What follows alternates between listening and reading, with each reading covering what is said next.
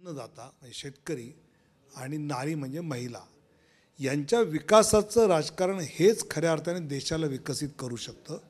तर त्याच्यावर बिहारच्या जनतेने जातीच्या पलीकडे जाऊन शिक्कामोर्तब केलं आहे असं माझं ठाम मत आहे आणि त्यामुळेच एनडीएला इतकं भरभरून यश बिहारच्या जनतेने दिलं आहे।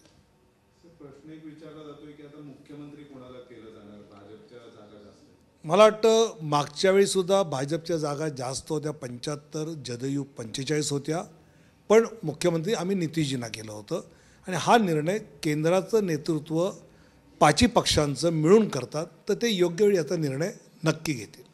बिहार रफ्तार पकड चुका बिहार या टॅगलाईनमुळे विजय झाला आज असं वाटतंय। मला असं वाटतं की आम्हाला बिहारच्या जनतेने जातीच्या पलीकडे जर मतदान करायचं असेल तर त्यांचं लक्ष विकासाकडे वेधलं पाहिजे असं आम्ही ठरवलं आणि त्यामुळेच रफ्तार पकड चुका आहे बिहार। विकासाची गती बिहारने पकडली आहे। मग रस्ते दिसत आहेत, विमानतळं दिसत आहेत, कारखाने दिसत आहेत, एम्स दिसत आहेत, कॉलेजेस दिसत आहेत। हे लोकांच्या मनात पटायला लागले खरंच विकासाची गती बिहारमध्ये येते आहे। त्यामुळे मतदान जातीपेक्षा विकासाच्या गतीवर केलं पाहिजे हे ठसवण्यामध्ये आम्हाला यश आलं। मुस्लिम यादव अशा पारंपरिक वोट बँकनी त्यांच्या तुम्हाला मतदान केलं।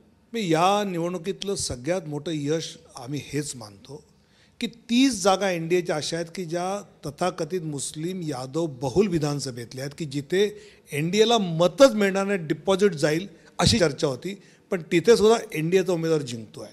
60 जागा शेड्यूल कास्ट डॉमिनेटिंग आहेत, तिथे सुद्धा एनडीए जिंकते आहे आणि अतिपिछाडा समाज इथं मानला तिकडे 110 जागा आहेत।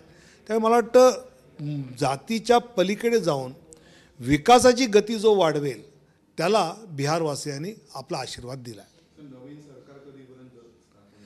मला वाटतं 22 तारखेला नवीन सरकार स्थापन झालं पाहिजे कायद्याने, त्यामुळे त्याच्या आत शपथग्रहण नक्की होईल। केंद्रीय नेतृत्व या विषयात सगळ्या गोष्टी नक्की ठरवतील, पण मला सगळ्यात महत्त्वाचं या निवडणुकीतलं जर कोणती गोष्ट जाणवते तर ती खऱ्या अर्थाने राहुल गांधींचा वोट चोरीचा मुद्दा संपूर्णपणे संपला। लालू यादवजी आणि तेजस्वीचा जातीवर मतं घ्यायची हेही संपलं। त्यामुळे बिहारमध्ये जर विकासाचं राजकारण जातीच्या पलीकडे होऊ शकतं तर ही खऱ्या अर्थाने भारताच्या विकासाची गती वाढवणारी घटना म्हणून मी पाहतो। तर भाजपचे बिहारचे निवडणूक प्रभारी आपले महाराष्ट्रातले मोठे नेते विनोद तावडे यांनी या विजयाचं विश्लेषण त्यांच्या अनुषंगाने केलेलं आहे आणि त्याच लोकशाही मराठी ऐका, पहा, जागरूक रहा।